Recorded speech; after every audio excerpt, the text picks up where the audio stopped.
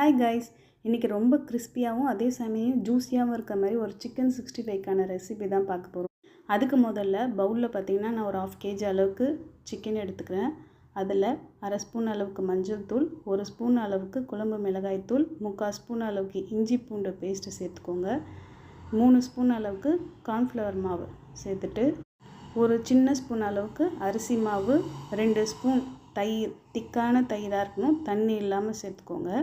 தேவையான அளவு உப்பு, இதெல்லாம் போட்டு இந்த மசாலா அந்த சிக்கனில் ஃபுல்லாக ஸ்ப்ரெட் ஆகிற மாதிரி நல்லா சுற்றி விட்டு பிசைஞ்சிக்கோங்க.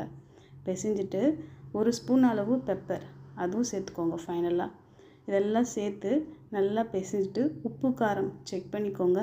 உப்பு காரம் தேவைப்பட்டால் போட்டுக்கோங்க. நார்மலாக இருக்கிற காரமோட உப்போட கொஞ்சம் எக்ஸ்ட்ரா சேர்த்திங்கன்னா தான் எண்ணெயில் பொரித்து எடுக்கும் போது கரெக்டான டேஸ்ட் வரும்.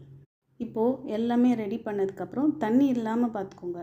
தண்ணி இல்லாமல் அப்படியே மூடி ஒரு 45 minutes to 1 hour வரைக்கும் அப்படியே வச்சிட்டிங்கன்னா நல்லா ஊறி ரெடி ஆகிடும். இந்த ஸ்டேஜில் ஒரு கடாய் அடுப்பில் வச்சு ஃப்ளேவர் இல்லாத ஆயிலாக யூஸ் பண்ணி சிக்கன் பொரிச்சிக்கோங்க. ஆயில் சூடானதும் ஒவ்வொரு சிக்கனாக ஒன்று மேலே ஒன்று படாத மாதிரி போட்டு ஒரு 25% குக் ஆனதுக்கப்புறமா கரண்டியை வச்சு திருப்பி போடுங்க, இல்லைன்னா கரண்டியில் ஒட்டும். இந்த ஸ்டேஜில் மீடியம் ஃப்ளேம்லேயே வச்சு உங்களுக்கு எந்த அளவுக்கு கோல்டன் ப்ரௌன் வேணும்னாலும் எடுங்க, இல்லை ரொம்ப கிறிஸ்பியாக வேணும்னாலும் நல்லா பொரித்து நீங்கள் எடுத்துக்கலாம். இதேமாரியே போட்டு எல்லாத்தையும் எடுத்திங்கன்னா உங்களோட டேஸ்டியான ஜூஸியான சிக்கன் 65 ரெடி ஃப்ரெண்ட்ஸ்.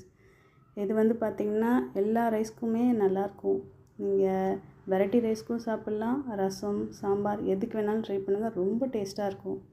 இந்த ரெசிபி பிடிச்சிருந்தா என்னோடய சேனல் லைக் பண்ணி, ஷேர் பண்ணி, சப்ஸ்கிரைப் பண்ணி சப்போர்ட் பண்ணுங்கள். தேங்க்யூ ஃபார் வாட்சிங். Bye friends.